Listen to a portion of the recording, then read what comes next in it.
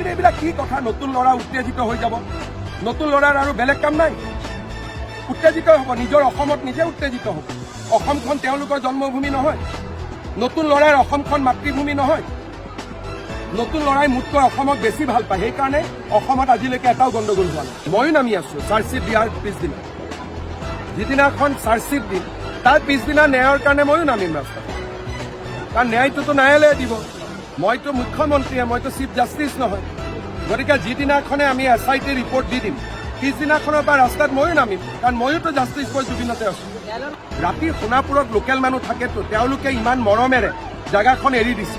এতিয়া তেওঁলোকক গোটেই ৰাতি আমি দিগদাৰি কৰি থাকিম নেকি? উত্তেজিত কৰিব বিচৰা সকলোৰে বিৰুদ্ধে চৰকাৰ কঠোৰ হ'ব। গতিকে চৰকাৰে উত্তেজিত কৰিব পৰা শক্তিবিলাকৰ বিৰুদ্ধে কঠোৰ হ'ব। যি কথা জুবিনে কোৱা নাছিল সেই কথা আমি কিয় কওঁ? কেতিয়াবা জুবিনে ডিমাণ্ড কৰিছিল নেকি যে ৰাতি 10টা বজাৰ পিছত ভূপেন হাজৰিকাৰ সমাধিটো খুলি দিয়ক বুলি? যিটো কাম জুবিনে জীয়াই থকা দিনত কৰা নাছিল, জুবিনৰ নাম লৈ জুবিনৰ মৃত্যুৰ পিছত এইবিলাক কাম আমি কৰিব নাপায়।